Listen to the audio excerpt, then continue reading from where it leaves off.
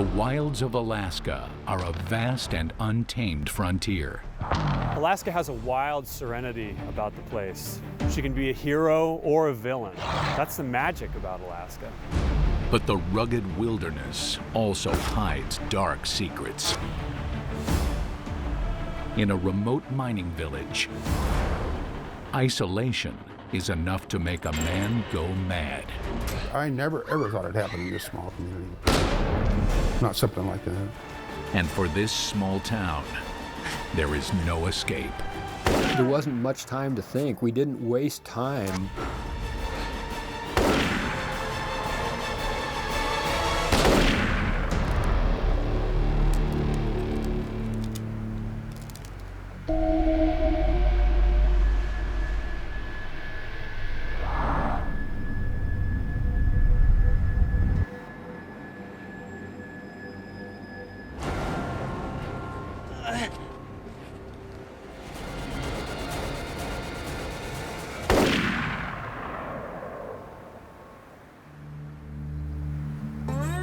Some 250 miles outside of Anchorage, McCarthy, Alaska is an isolated paradise.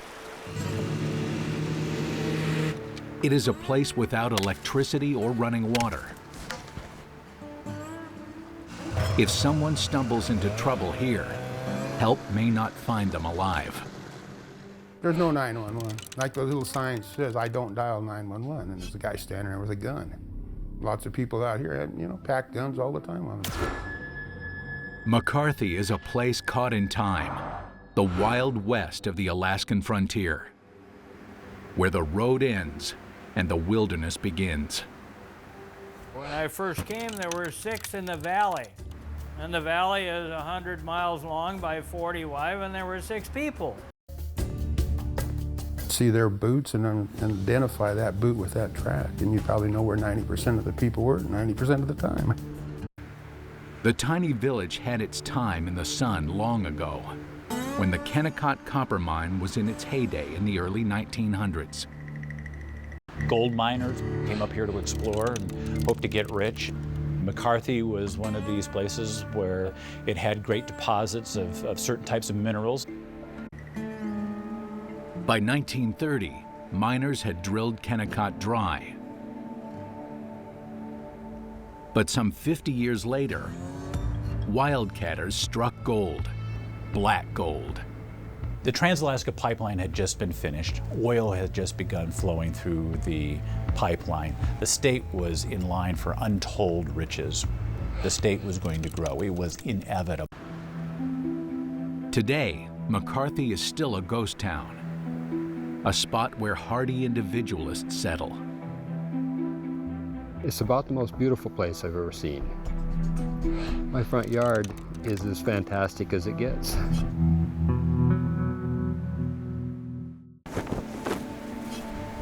In 1983, McCarthy is home to less than 24 people. All live in relatively primitive cabins within a 50-mile radius of the airstrip, including Les and Flo Hegland, the town's unofficial postmasters. In the winter, the town's only link to the outside world is the mail plane that lands once a week, if the weather is good. Without the mail plane, McCarthy is totally cut off. There was no communication in 1983 in the middle of winter. There was nobody here that owned a single sideband or a radio. You had to go out to make contact or talk to the mail pilot when he came. Every Tuesday, the townspeople gather at the Heglands for coffee and cobbler and wait for the plane to deliver their mail and groceries. So everybody would just kind of descend on the place. It was a social event. We would drink coffee and chat and what was going on. After socializing, residents drive to the airstrip via snowmobiles and dog sleds to meet the plane. The gathering is a weekly ritual. But one snowy March day, the get-together takes a fatal turn.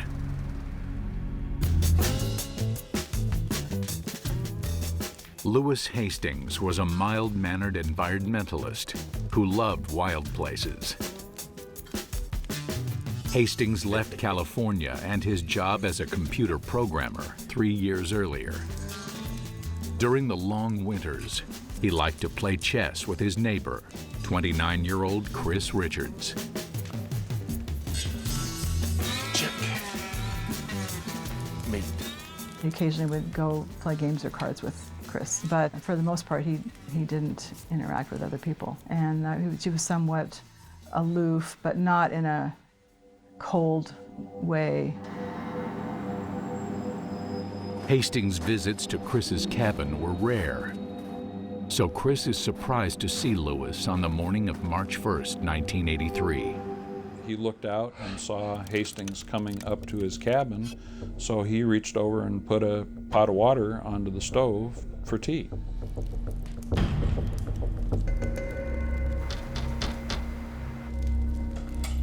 Hey, Lewis, come on in. I'm not playing no more chess, but I do have some warm tea on. You want some tea? And go ahead. As Chris reaches for a mug, Lewis raises a gloved hand and pulls the trigger of the pistol he has hidden inside. He stuck his fist in Chris's face and shot him. And Chris, seeing this big fur mitten coming at his face and hearing the pop and the impact, he thought he had been punched in the face by some jack-in-the-box type toy. It was completely out of the blue from his viewpoint that this person would come to do him harm. It was totally unexpected. He doesn't know what's hit him when he's first shot because Hastings has put a homemade silencer on his pistol. So it finally occurs to him that harm is being done to him. What is wrong with you, Lewis? Chris, if you'll just stop fighting, I'll make it easy on you. First off, you don't want to believe that one of your neighbors would do this to you. And then you go into a rage and go, well, that dirty SOB's not going to do this to me. In an instant, Chris prepares for the fight of his life. He grabs a knife and wrestles Hastings to the floor. He was having a hard time using it, but they were struggling, and he did manage to stab Lou in the leg with it. He bolts from his cabin and escapes into waist-deep snow. But Hastings continues his assault. Lou's gun jammed inside of his mitten, so he went and got his .223, which he'd left outside. And Chris was 100 yards down the trail by now, and Lou started shooting at him and shot at him several times. Wounded and bleeding, Richards heads toward his neighbors to get help. He fears Hastings has gone mad and that he may not be his only target. Richards must find a way to warn his neighbors that a crazed gunman is on the loose.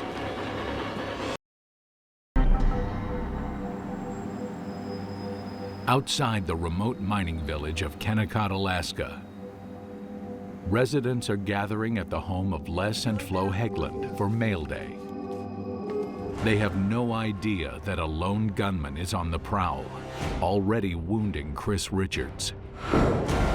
Richards is making a desperate attempt to get to the airstrip, anxious to warn his neighbors of the harm he's already met face to face. Richards knows the residents are completely cut off from the outside world. They have to rely on each other if they are going to survive.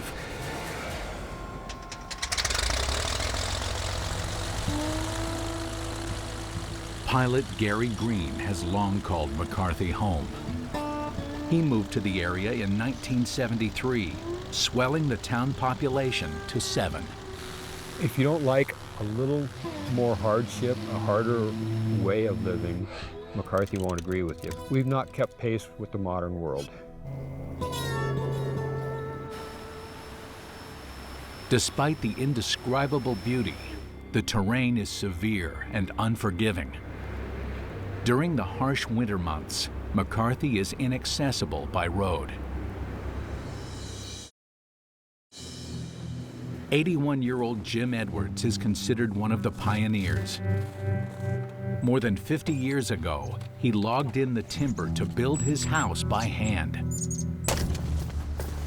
The people that live here, the ones that succeed in living here are the ones who will do it for themselves. You fix it yourself, or you build it yourself, and whatever. If you want electricity, make it. If you want water, fetch it, you know? On the morning of March 1st,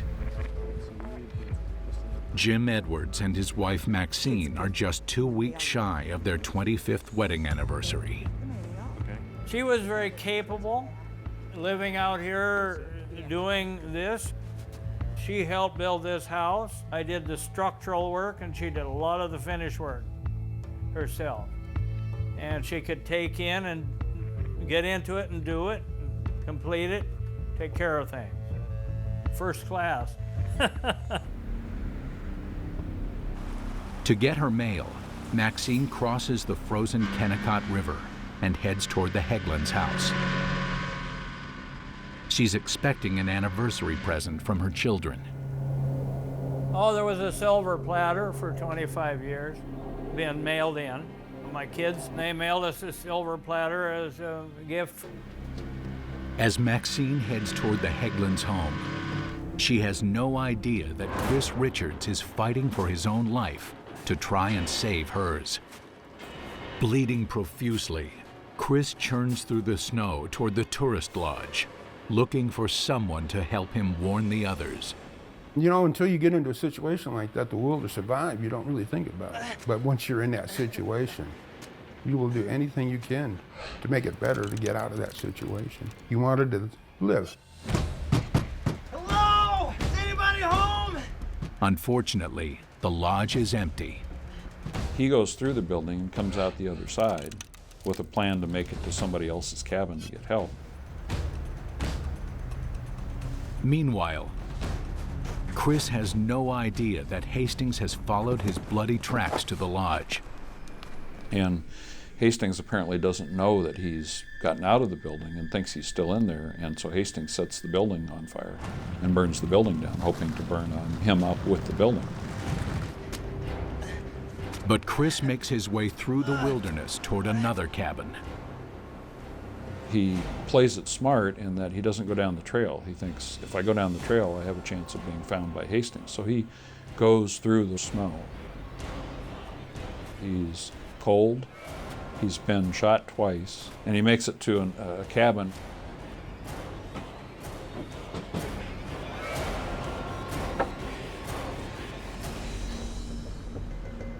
Believing he left Chris Richards for dead, Hastings turns his sights to the home of Les and Flo Hegland, the town's unofficial postmasters.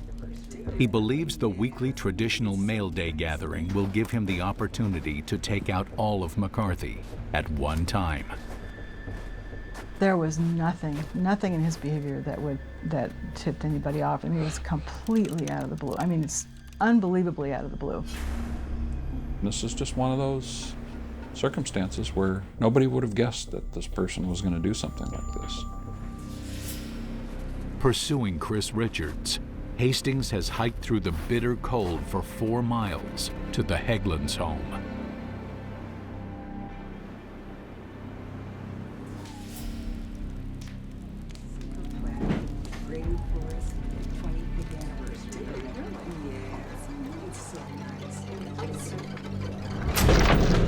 Hastings bursts through the door of the Hegland's home. What are you doing here?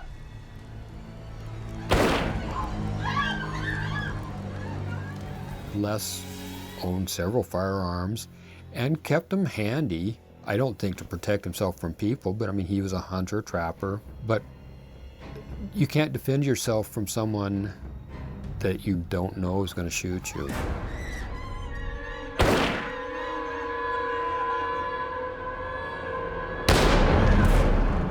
Les, his wife Flo, and their friend Maxine, who had just arrived, are killed instantly.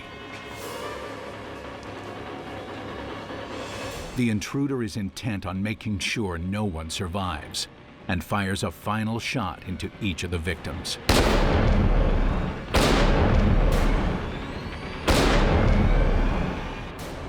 It's the classic coup de grace. It's done, it's over. It's just a matter of there is no coming back from that shot. He then methodically moves the bodies into a back room before any others arrive.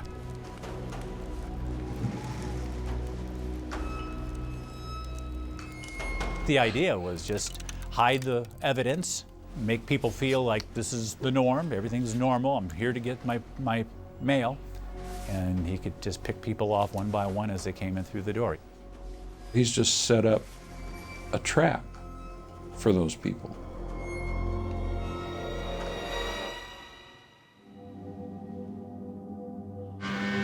One by one, they head toward the home of Les and Flo Hegland, completely unaware of the carnage inside.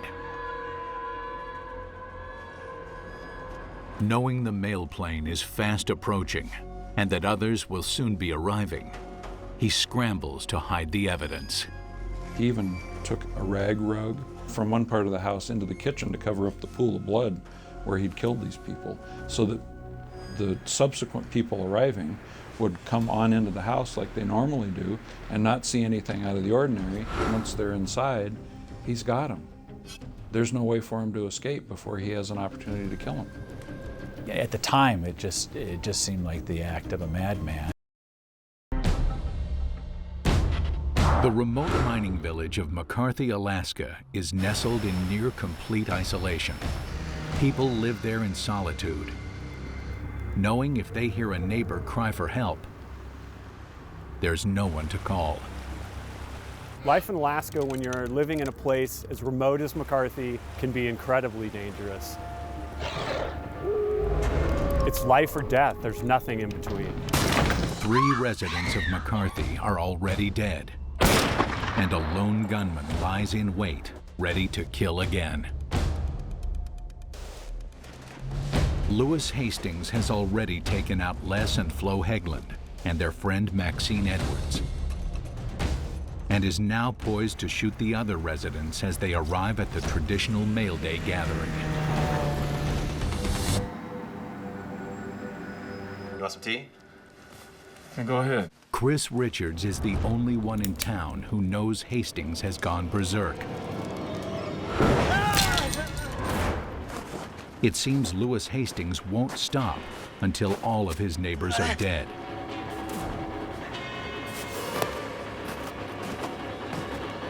But Chris Richards has no idea why.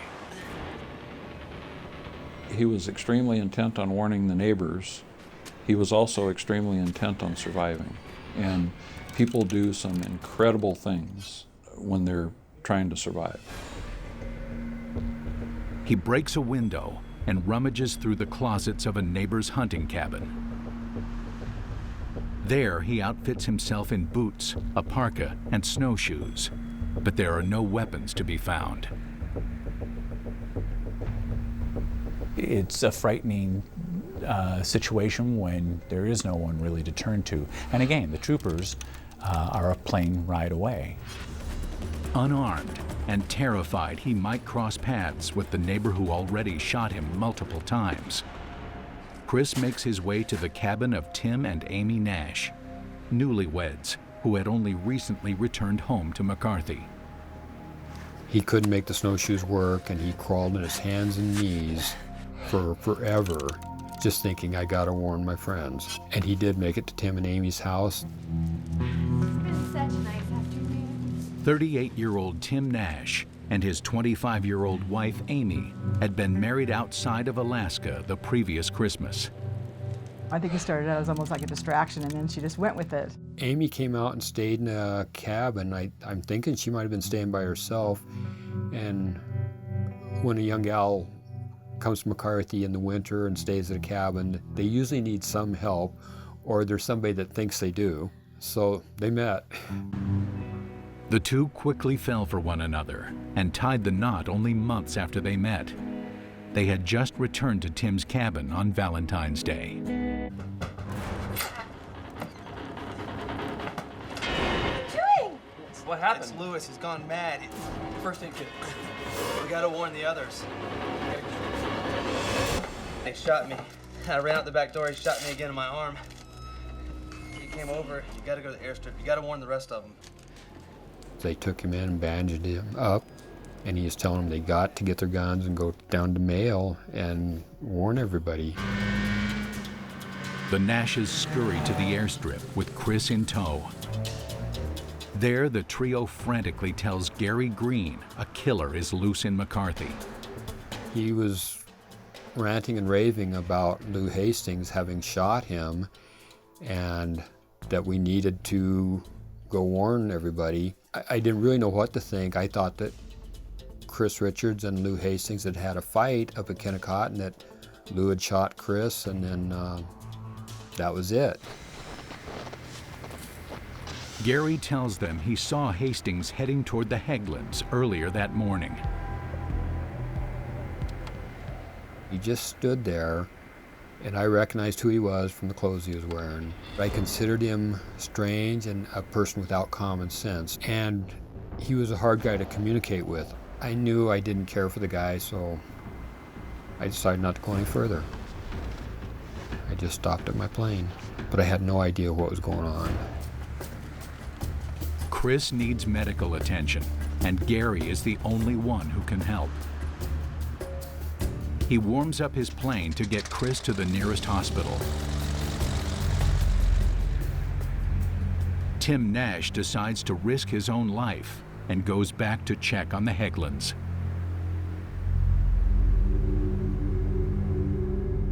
Tim arrives to find the Heglands' door off the hinges.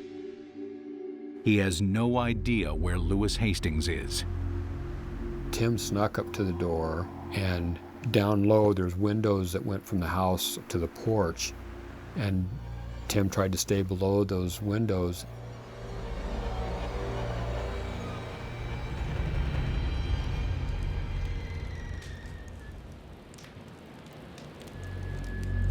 He cautiously enters the house with his finger on the trigger of his gun. Tim smelled the gun smoke, saw blood.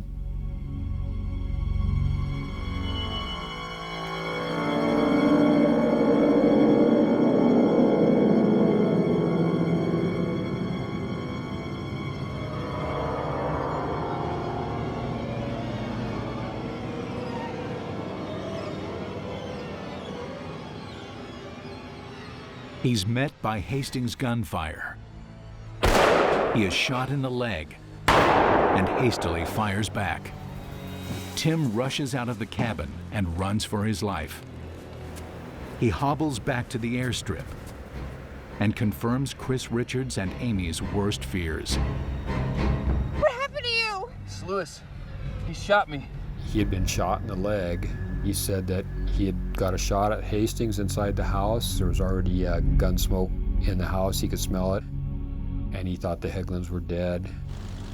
Gary insists he evacuate Tim and Amy immediately, and they fly to the hospital with Chris.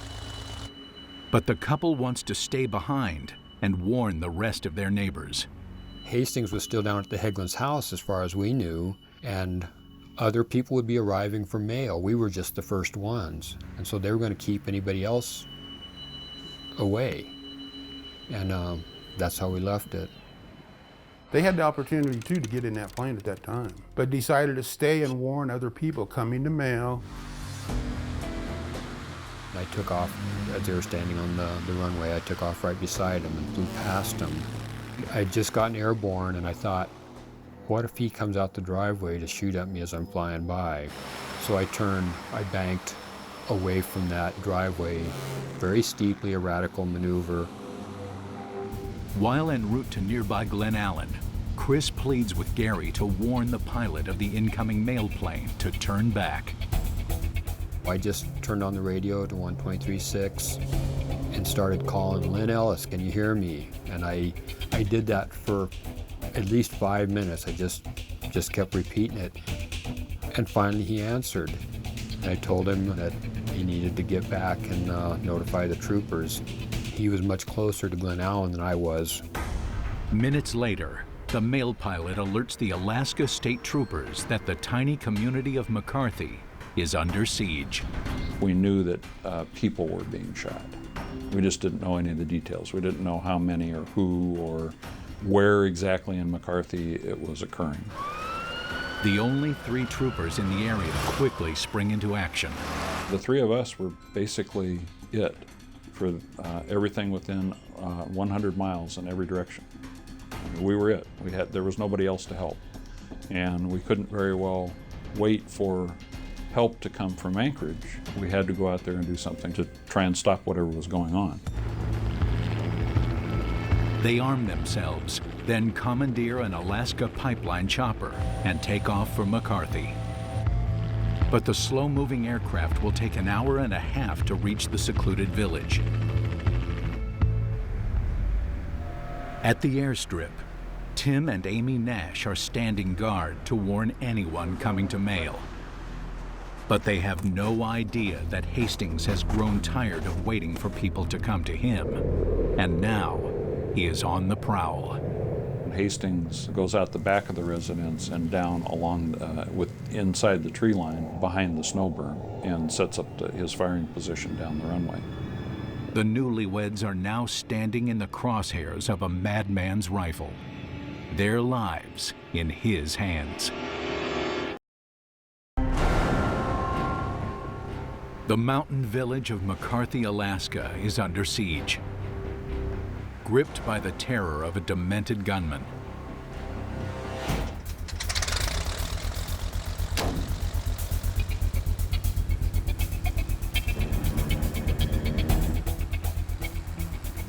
As pilot Gary Green scrambles to lift a wounded Chris Richards to safety,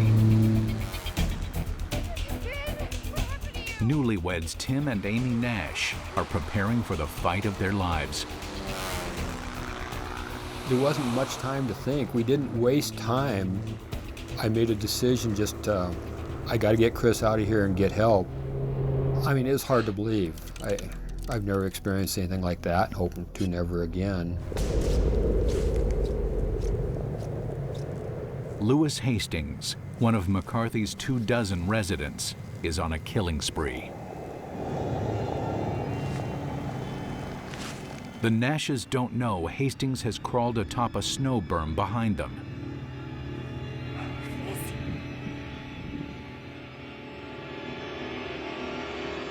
In an instant, He shot Tim in the back. And then as Amy ran towards Tim, he shot her too.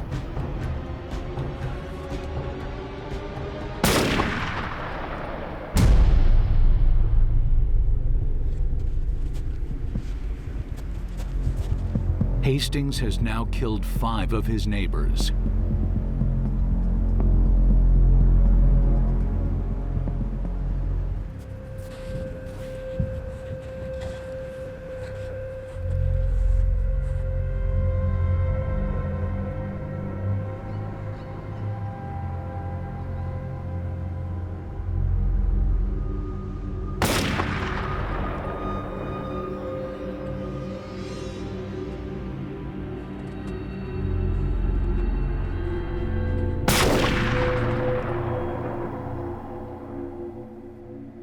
He tries to hide the Nash's bodies behind a snow berm, out of sight of the approaching mail plane. He doesn't know that Gary Green warned the mail pilot to stay away. But he hears the roar of a snow machine and sees Harley King and Donna Byram approaching the airstrip. Harley King was from that older breed of gentleman, you know. You got to prove yourself to me, youngster, before, you know. But after I got to know him good, give your shirt off his back, you know, to help you out on things. Ordinarily, Harley and his wife would wait until after the mail flight to see if any mail had arrived for them. But their friend Donna planned to fly out on the mail plane, so Harley offered her a ride.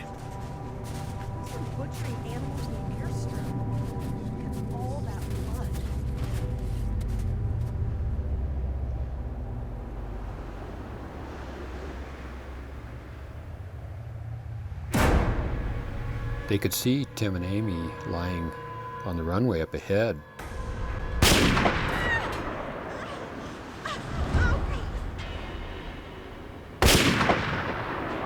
And Donna ran up to help Harley, and he could see Hastings walking down the runway towards them.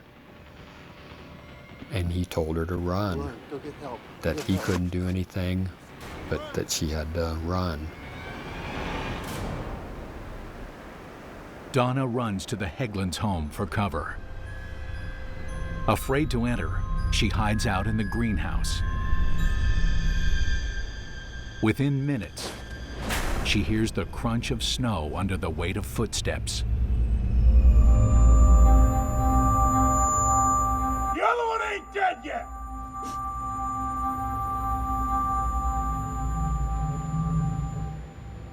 She'd read many Lewis novels, and it got in her mind when she hid to stay quiet, not move, do nothing. The other one ain't dead yet!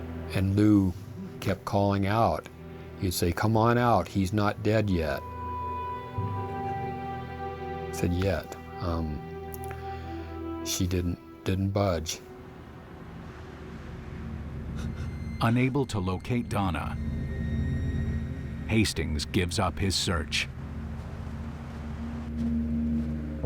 Knowing he's leaving witnesses behind and his plan is unraveling, Hastings loads 2 duffel bags filled with weapons, ammunition, and survival gear onto the Nashes snow machine and heads off into the wilderness.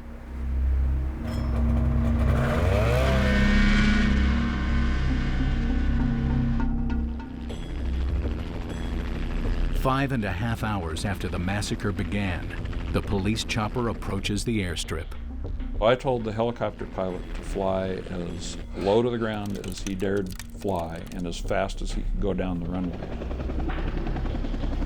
So we got about halfway down the runway. There was a body laying off on the left side with a snow machine. When we got a little bit farther down the runway on the right side, there were 2 bodies laying in the snow. And the helicopter pilot came on the intercom and he said, "Wow, man, this is just like Nam." The chopper takes off to conduct an aerial search. While circling, the pilot spots a snow machine heading into the mountains. The driver refuses to stop and barrels on through the large pines. Investigators wonder if it's a victim who got away or the killer himself. A chase quickly ensues. The driver races out into a clearing.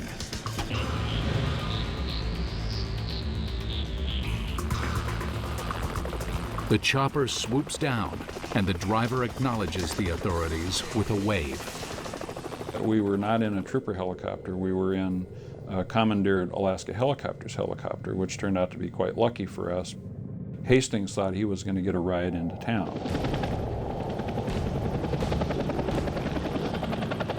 As the chopper lands, police are about to come face to face with an ice-cold killer.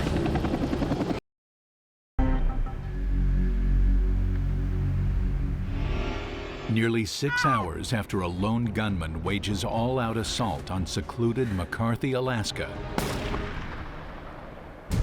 authorities are desperate to catch the killer. They've surrounded a man frantically fleeing the area on a snow machine, but don't know if he's a victim or the gunman.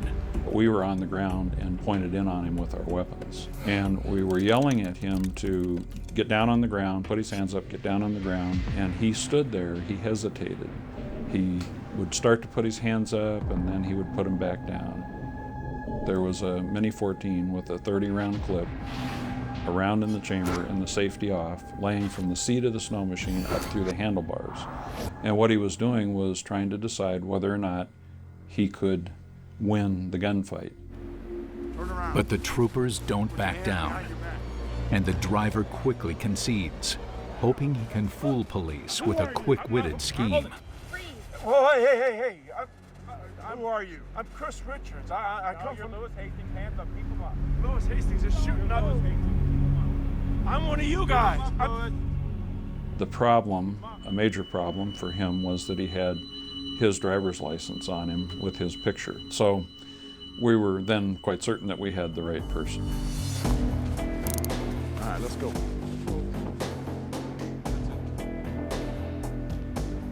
Let's take a look in these duffel bags.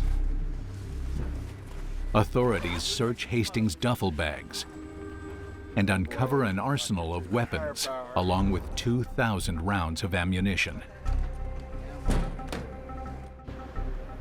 Even more disturbing, they find what appears to be a hit list of names of state representatives and other prominent figures.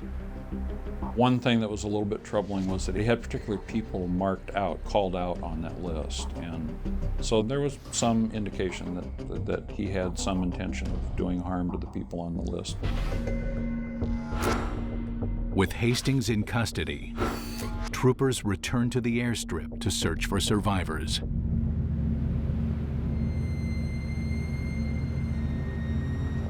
Is there anybody here? I'll ask the state police. Anybody out here?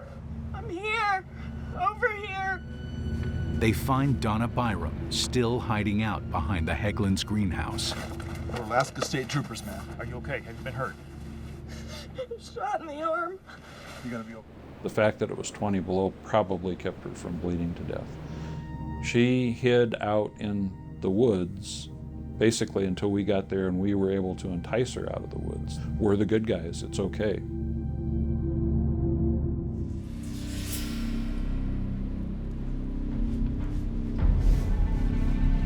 Inside the Hegland's home, troopers find the bodies of Les and Flo Hegland and Maxine Edwards.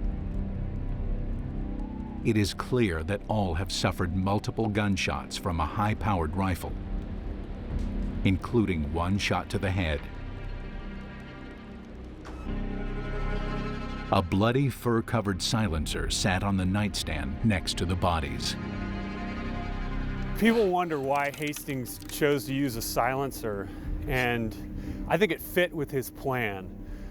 He wanted to kill everyone in town, and in the wintertime, in a place like McCarthy, it's silent. You may hear the hum of a generator, you may hear someone out cutting firewood with their chainsaw, but the snow really deafens the place. Had somebody heard a gunshot, all of those people would have now been hunting him. Meanwhile, unaware of what's happened, Jim Edwards is becoming increasingly concerned about his wife, Maxine. Radio coverage is spotty, but he manages to tune in. She went over there to get the mail and didn't come back. Usually she would have got back maybe early afternoon. Finally, I thought, I better turn on the news just for the hell of it. Well, the news was that there'd been a shooting in McCarthy and several people were dead. Jim borrows a neighbor's snow machine and races to the Hegland's home to find his wife of nearly 25 years.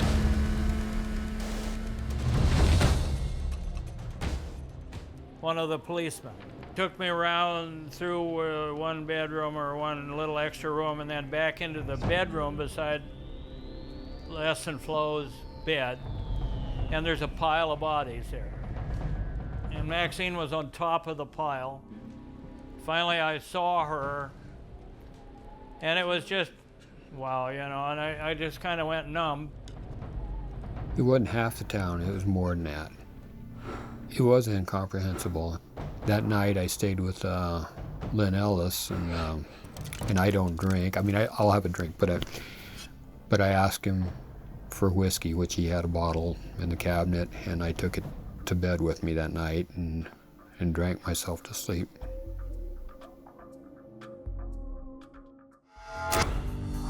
Lewis Hastings is charged with the murders of 6 of his neighbors and the attempted murders of 2. Hastings pleads no contest, but no one has any idea what triggered his shooting spree. Apparently, Lewis Hastings had been angry for a long time, but nobody knew it. He also practiced shooting rabbits because he had never killed anything before, and he wanted to see if he could do it. And I just can't relate the fact that in his mind, if he could kill a rabbit, he could kill a human. He was definitely off. An environmentalist, Hastings loved the wild, but he hated the Trans-Alaska Pipeline and considered it a violation of the natural world. He may have had his vision, you know, and his coming from California and what he had seen in the world, the over-industrialization, but he was in a place that was perfect. Hastings despised overdevelopment and overpopulation and believed Alaska should stay in its pristine, untouched state. There's always been a struggle in Alaska. Everybody who comes to Alaska says, I want to be the last one in. Close the door after I come in, you know, kind of thing. There are a lot of folks who don't want to see Alaska grow anymore. Hastings ultimately confessed that he had concocted an elaborate plot. He planned to hijack the mail plane and fly to nearby Glen Allen. There, he would commandeer a fuel truck and drive it into a Trans-Alaska oil pipeline pump station and blow it up. It's in the middle of winter. Virtually all of the pipeline is in below zero weather. As soon as that oil cools enough, it congeals in the pipeline, and it would take them months to get the pipeline started again. Hastings also planned to kill himself in the act. But he wouldn't be the only one to die. He needed to kill all of the people in McCarthy because they would have been able to identify him potentially. And he had a strong desire that his family not find out that it was him who had done all of these horrific things. Oddly enough, police believe problems at home may have pushed Hastings to the brink. The weekend before the shootings, neighbors told police Hastings apparently discovered his wife was having an affair.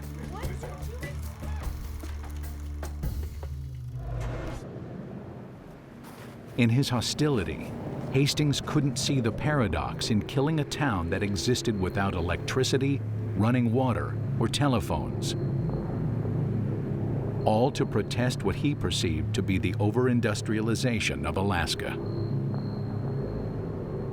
What Hastings did was he stripped life in rural Alaska of its innocence, of its purity, of its peace, its tranquility. There's nobody in that community who wasn't touched by that day. So of course he changed it, and he changed it for many years to come. But it's almost like water that gets disturbed and then ultimately seeks its level again. It's a peaceful place. In July 1984, Lewis Hastings was convicted of 6 counts of murder and 2 counts of attempted murder. He was sentenced to 634 years behind bars. Prison records show his release date as 26/17. It costs us $40,000 or so a year to keep him there. My feeling is that 10 cents would have fixed it, you know? And maybe 10 and 20 cents to clean the gun afterward.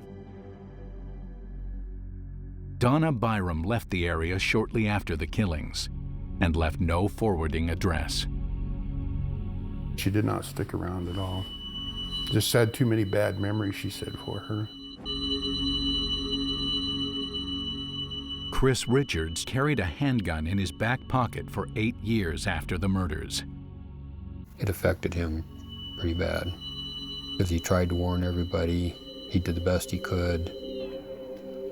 And still, a bunch of people got shot.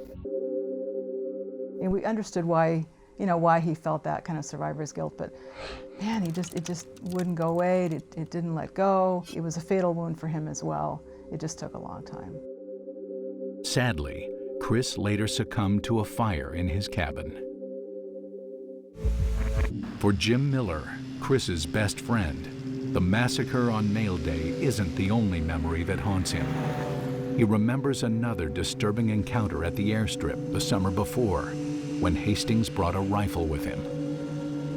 Being a vet, I thought at the time, I said, you know, that rifle is just made to kill people with. I never thought much more of that rifle until this incident happened, in which that was the gun he used to shoot people with. Jim's not the only one who's continued to ask if there was anything that could have been done to spare his neighbors.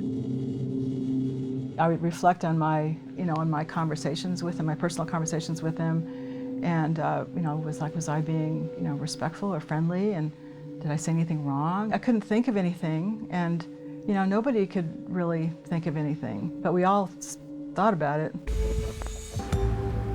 Nearly 3 decades after the massacre, the population of McCarthy remains virtually the same, despite signs of progress.